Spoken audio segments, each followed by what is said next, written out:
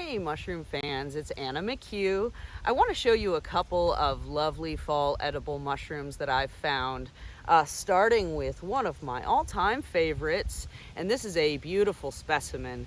This is Hericium erinaceus, commonly called the lion's mane mushroom, and you can find them everywhere from, the size of a golf ball all the way up to sometimes 10 and 15 pound specimens. Oftentimes they, you'll get a couple of fruiting bodies sort of fused together so they look like big lumpy clouds, or, sheep that grow up in trees. They're very, very nice.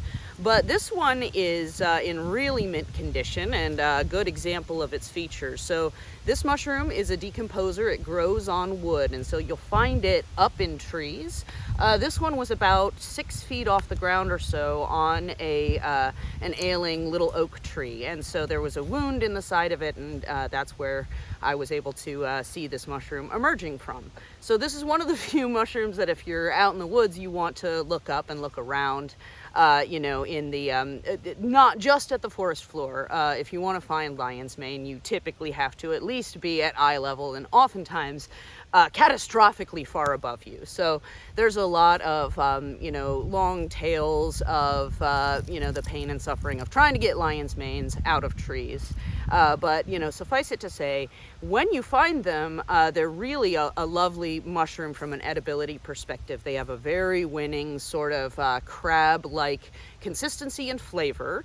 So it's a pretty mild mushroom. You do have to cook it rather thoroughly. I usually give it 7 or 8 minutes in the pan at a minimum before I do other things with it. So, from an identification perspective, it is super duper easy to recognize the lion's mane. So, of course, first of all, you have a mushroom that is emerging from wood, usually from a tree, that is still standing. You'll sometimes find them on downed things, but it's always this sort of like beautiful off-white creamy color, and you have these different little teeth essentially, and it's a really soft mushroom. It is pretty robust, so you have to kind of tug on it to make it come apart, but nonetheless it's also very sort of soft and smooth to the touch.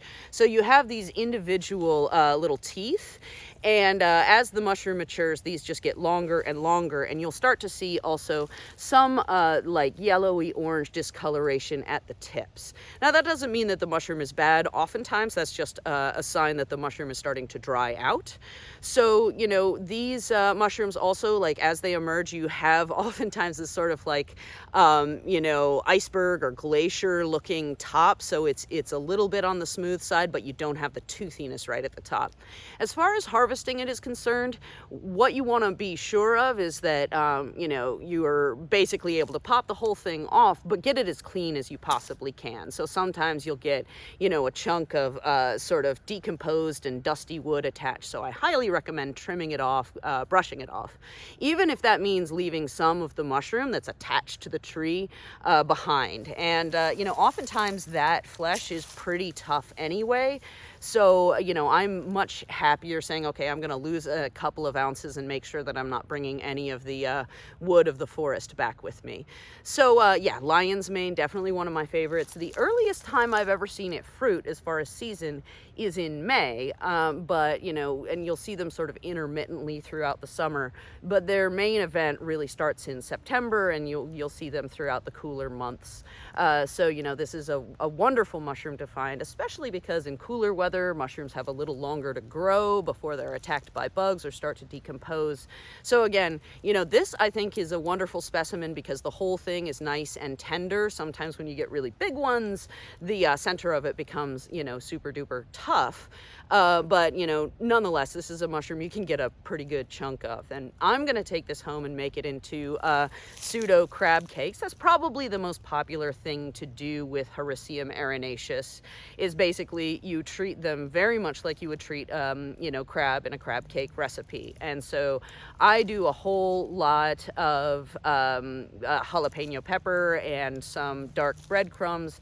I also have been adding alongside, you know, this lion's mane is a little bit of shiitake mushroom. And I just love the sort of like meatiness of shiitake. So anyway, I've been making sort of a spicy shiitake lion's mane crab cake, and that's what I intend to do with this one.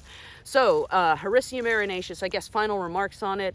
It has a very nice sort of sweet, you know, aroma, but it's not super duper strong. Lookalikes wise, you don't really have much to worry about. Most mushrooms that grow in trees like this are going to be woody or corky or, you know, like conchs. And so, you know, if you have a fleshy, toothy mushroom growing in a tree, it's Hericium erinaceus, or alternately one of its, you know, cousins or mushroom species in the same genus. So you have Hericium americanum, that is commonly called the bear's head tooth mushroom. It looks like this a lot, but it's much more branchy, almost looks coral-like a little bit. And then there's Harissium corraloides, which also is sort of coral and branchy looking, but it doesn't form up into these big chunks and clusters. It's much more sort of like, it tends to be smaller fruiting bodies. And all that being said, I'm pulling this straight out of memory, so if I have betwixt the two, my apologies, but I'm pretty confident it's Hericium americanum is the bear's head and large, and Harissium corraloides is, you know, similarly branchy but smaller. So one way or the other, this is going to become crab cakes, and I'm very excited.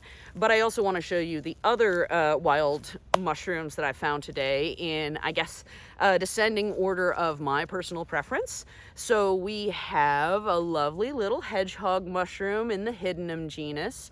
One of the things that makes this a really easy mushroom for beginners is that it is a ground-loving mushroom, so it grows, you know, often in association with beach is where I usually find it. But instead of having gills underneath or even false gills like a chanterelle, it has these little teeth, and so it's just darling. And, you know, the teeth can come off reasonably easily, but, you know, nonetheless, pretty much any specimen you find is going to at least have some. And, you know, you normally have a fruiting body that is sort of a creamy color. As the weather cools, we start to see Hydnum mushrooms, so hedgehog is the common name, really, really good edible, and there's a lot of different species. So I believe there are 17 total that have been sort of distinguished in the eastern United States.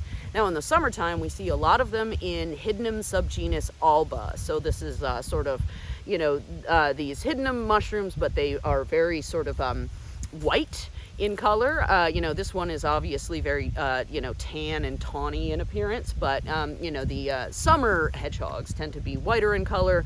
A lot of them will stain very radically orange. This one, I'm not sure exactly which it is, but I will remark that as time goes on, you have a lot of Hydnum mushrooms that come up in the fall and even in the depths of winter. And they tend to be less of that sort of really light creamy color and more of this tan color. And that could be a function of just, you know, how cold it is, and mushrooms can be a little bit, you know, darker colored when they grow in cooler weather. But, you know, nonetheless, this is a really nice one. It has a little bit of orange staining, but not very much. And again, these little teeth underneath is the really distinguishing feature. So if you're looking for the first 5 mushrooms, you should learn to identify this, you know, Hydnum genus, and hedgehogs as a group is a really, really good place to start. Okay, so, and Hydnum, I absolutely love them. They're tasty, they're meaty, they have a lot of flavor that can sort of be passed to other ingredients. So they're a really good soup mushroom. They're a fantastic pizza topping because you don't need a lot.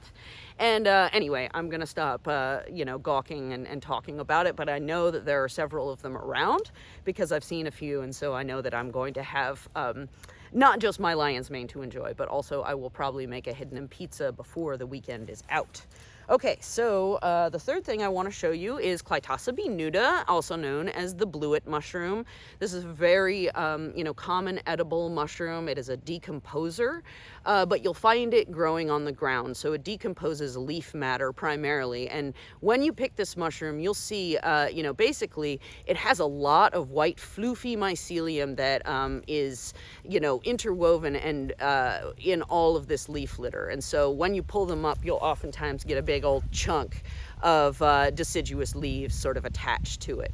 But the blewit mushroom, this one's been chewed on a little bit by, looks like a slug or, a snail perhaps.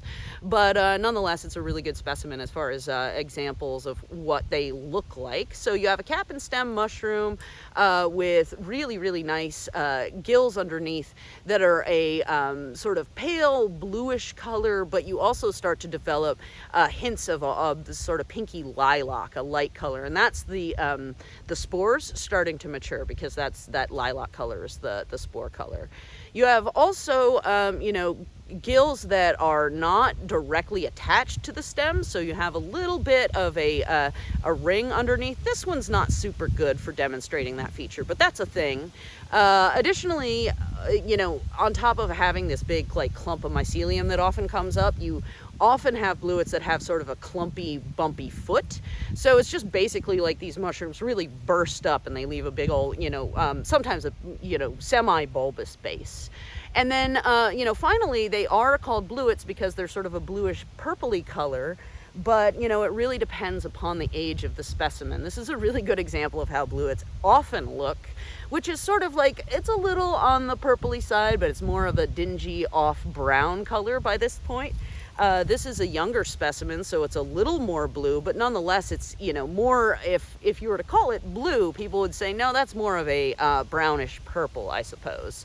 So those are blewits, and, they do have lookalikes, one of which I have here. There's also a Cortinarius mushroom, or a number of Cortinarius mushrooms, that is a genus that is inedible, that are purpley in color.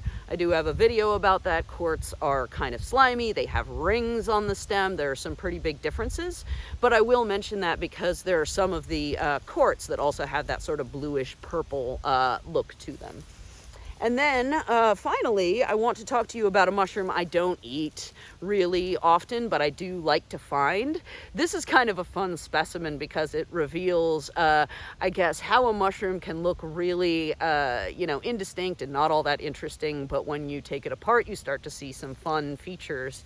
So this is Lissaria ochropurpurea. It's a mushroom that you will see sort of in the late summer through the fall. This is sort of the tail end of the time I would expect to see them. They oftentimes get really large. This is a small one, but one way or the other, you have a cap and stem mushroom that has sort of a tan color and a streaky stem, and it's not super streaky. It's just like they're little, vertical, streaks on the stem as far as how the fibers are constructed, not an actual overlay. So it's not a super distinctive mushroom from sort of the top and side. Oh, I'm having difficulty cutting this. All right, let's see. So I'm gonna bisect this as carefully as I can because this knife is not as sharp as I would like it to be. Oh, and it looks like we have a good bit of worm damage on the inside.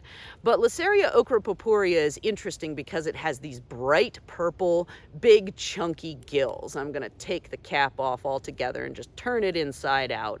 So, they have this sort of almost cartoony, lightish purple, contrasted with sort of the, almost, slightly purple but more lilac colored blewit mushroom. You see a really big distinction here in these fatty light purple gills.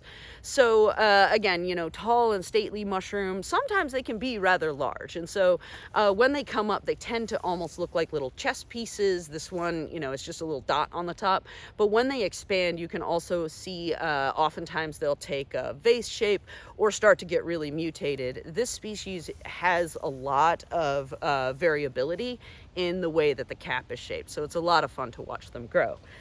So those are the fall mushrooms that I've found today. I'm not going to eat that Lissaria. I probably wouldn't have anyway, but certainly given that it has been eaten pretty thoroughly by worms at this point, I'm going to leave it where it is. But the lion's mane and the Hydnum hedgehog mushroom are certainly coming home, and I think I'm going to take a couple of the blewits as well. Anyway, I hope you find a billion mushrooms and have a good rest of your fall.